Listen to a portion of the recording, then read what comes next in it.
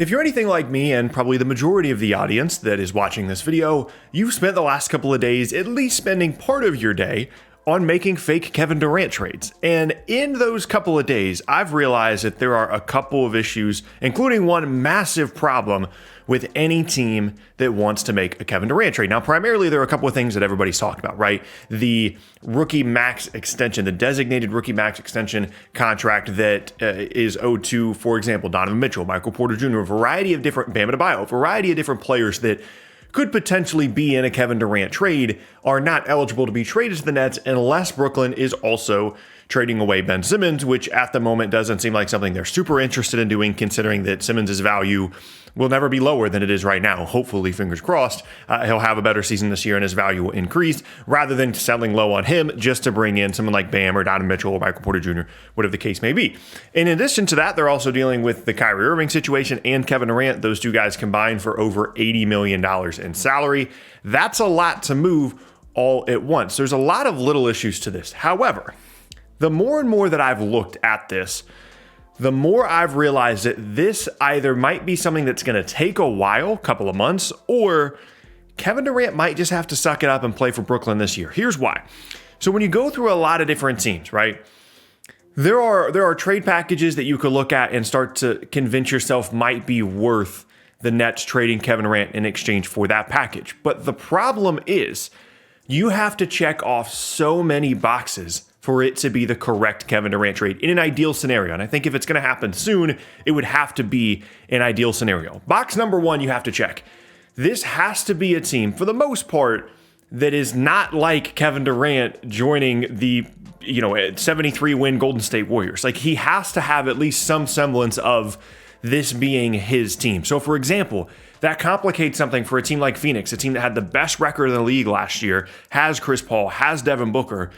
If Kevin Durant shows up to that team, that doesn't really satisfy his need to, be the main guy and lead a team to a championship. The reason he left Golden State, the best basketball situation possible for him, was to do his own thing in Brooklyn, and that has imploded. And so what would be the point of then requesting a trade and ending up on a team with the best record in the league last year? Even if they do go on to win the title, then he should have just stayed in Golden State in the first place. Secondly, that team has to have the assets to be able to trade for him. We're going to go through fake trades in this video. And lastly, that team has to have enough pieces left over after trading for Kevin Durant to still be a viable contender and be near the top, at least somewhere near the top of their conference.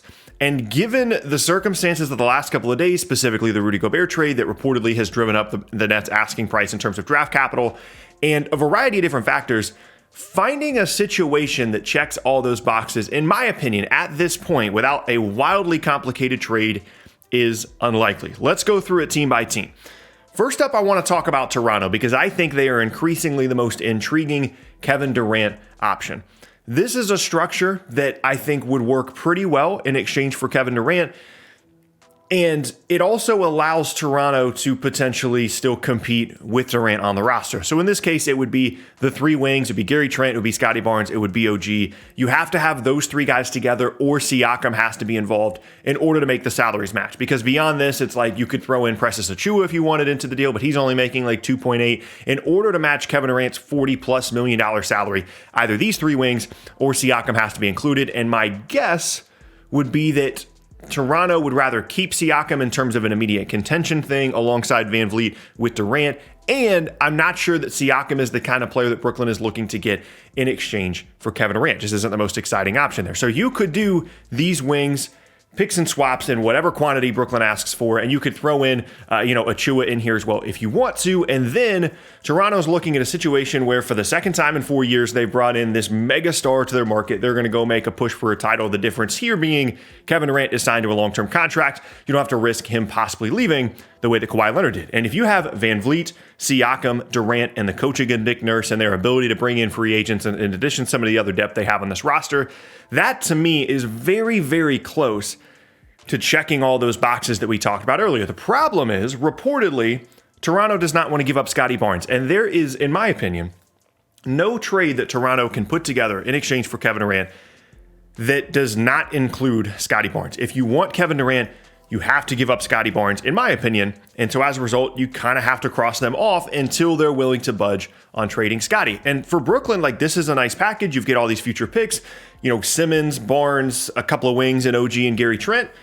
It's a decent team in addition to having the draft capital moving forward to make some other moves. In addition to whatever you get for Kyrie, things start to get intriguing there. Another team that I think is very interesting in terms of checking all these boxes, because last point there on Toronto, that also checks the doing his own thing in Toronto thing. Even though they did win a title a couple of years ago, it would very clearly be Durant's team.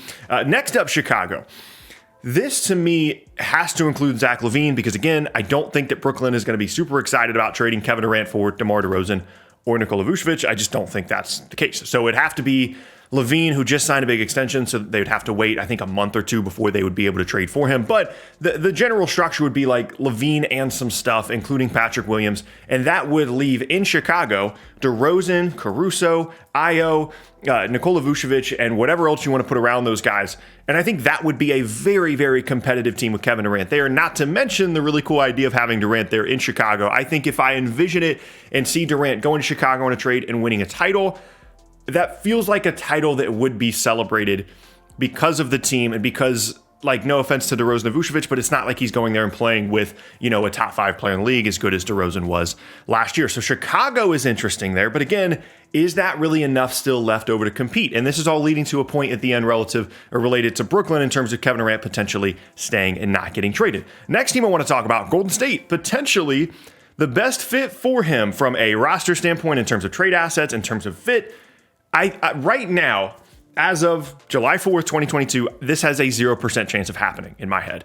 This would completely, I honestly think that the legacy people, right? The people that really care about top 15 all-time rankings, I think people would take him off of their list. I literally think they would just cross out Kevin Durant's name and he wouldn't exist in the history of basketball to some people if his trade request landed him back in Golden State after going there in the first place and all the criticism he took, and then he just quits on the Brooklyn thing just to go back to Golden State. People would cross him off the list. Now, they do have an interesting package they could put together. They could, do Kuminga, the young guys, Moody, whatever, all these picks if they want to. And of course, they would still have Clay, Steph, and Draymond. And this would be a very future-focused pick for Brooklyn, or trade for Brooklyn, unless some of these picks went elsewhere. But again, it doesn't check the boxes of doing his own thing there in Golden State. Next up, though, I think if you just take the city out of it, the franchise itself, it's just blank slate. You look at everything that this team has they could trade and what they could have left over after bringing in Durant. I think this is the most realistic option that won't happen. The New Orleans Pelicans. Now, Zion signed his extension. I think the ideal version of this for both teams is Zion and some stuff in exchange for Durant. But given the fact that Zion signed his extension, that makes things wildly more complicated and more difficult, not only for salary matching purposes, but for a variety of different reasons. And so ultimately, this would have to be Ingram and some stuff in exchange for KD, and that means he would go and play with Zion and CJ McCollum, and maybe JV is still there. And I think that is checks the box of doing his own thing. He would get credit if he won a title there. He gets to play alongside other good players, in this case Zion and CJ, and again, in a more ideal scenario, Ingram and CJ. And they still have plenty of stuff left over to check all of those boxes for KD. And I think in a situation in which this wasn't New Orleans, if this roster construction existed in Chicago or Miami or Phoenix, I think this is where he would end up. But given the Zion complication and the fact that it's the Pelicans, no offense, I think it's unlikely. Then we have the two preferred destinations, according to Kevin Durant, the Phoenix Suns and the Miami Heat. Phoenix, I think there's a reason we haven't had a DeAndre Ayton rumor or anything in a couple of days. The market is waiting on DeAndre Ayton to figure out, who's going to sign him to a big contract. Is he going to be involved in the sign and trade? And theoretically, you could do, there's a lot of cap complications we don't have to get into, but theoretically you could do Bridges, Ayton, and some stuff. You get Kevin Durant alongside Devin Booker, alongside Chris Paul. I think he would get some credit for that, but again, you're joining the team that was the best overall record in the league, one of the best records of the last 20 years of the league last year that won 64 games. I don't know how much credit we give for that, but from a roster standpoint, they could do Bridges, Ayton, and some stuff. Brooklyn probably wouldn't be super happy with that, but if it came down to that and nobody else wants to step their offer up because Phoenix is where KD wants to go, maybe that's a realistic situation and you compete with KD, Devin Booker, and Chris Paul. But again, not a perfect fit. I think that's what Brooklyn is waiting for. And then last up, Miami. unless you trade Simmons, Bam can't be in the trade. A Tyler Hero, Duncan Robinson centered package is not going to get you Kevin Durant. It just isn't. Like, that's not the kind of, like, this isn't Bradley Beal, you know, like, no offense to Bradley Beal. This is an entirely different situation. This is Kevin Durant on a 4-year contract, a guy that was playing at an MVP level before he got hurt. Tyler Hero and stuff is not getting you Kevin Durant. So Bam has to be in the deal. At that point, Brooklyn has to trade Simmons. And then at that point, he's going there to play with Kyle Lowry and Jimmy Butler. No offense to those two guys, but in my opinion, like, Bam is a large part of the reason why you would want to go to Miami, because of his defensive versatility, fits in really well alongside stars. And so at that point, I feel like you've kind of crossed that off. And so I just went through, like, I don't know, a sixth of the league, 6 different teams, and none of them are an ideal fit from a legacy standpoint, from a context standpoint, headlines, roster, trade assets, all that different stuff. The only team that I could see out of this group, 2 teams, I should say, that I think are realistically a possibility for Kevin Durant in terms of all the things we've talked about, checking every box, are Toronto and Chicago. It's why I led the video with them. If Toronto is willing to give up Scotty Barnes, I think they're the front runners to land Kevin Durant, assuming he wants to play in Toronto. And if Chicago is willing to give up Zach LaVine, I think that is a double check mark for Kevin Durant in terms of the legacy stuff and the title mattering and him kind of, quote unquote, doing his own thing with the Bulls. However, there's my 2 best destinations for Kevin Durant. I just gave a whole bunch of reasons why it might not work. He might not want to play in Toronto. He might not want to play in Chicago. He might not think that adds enough to his legacy. He might not think there's enough there left over after the trade is made. And that leads me to look at all these different situations, right? And think about what Kevin Durant wants out of this. And then look at Brooklyn, okay? Let's just assume, let's throw in the fact that Kyrie decides one day, you know what? Let's just stay in Brooklyn, KD. Let's just try it for one more year. Let's see if we can win a title. You, me, Simmons, Seth Curry, Patty Mills, Claxton. Let's see if we can make it happen. Name me a basketball situation, purely basketball, that after trading for Kevin Durant represents a better opportunity for him to win an NBA championship than what he has in Brooklyn right now. With the exception of maybe Phoenix, if Brooklyn is willing to take Ayton and Bridges and you have, Chris Paul, Devin Booker, and KD. If Kyrie plays an entire season and is actually eligible to play and Ben Simmons is healthy, I don't know that there's a better basketball situation out there for Kevin Durant after trading for Kevin Durant than Brooklyn. Having said that, that might just be a default. Like, that might just have to be what he falls back on. It seems very clear that he wants to leave. And honestly, at this point, like, I'm fine with him leaving if we're getting back like Scotty Barnes, OG, Gary Trent, and a ton of picks. Like, I'm fine with that. That sounds awesome to me.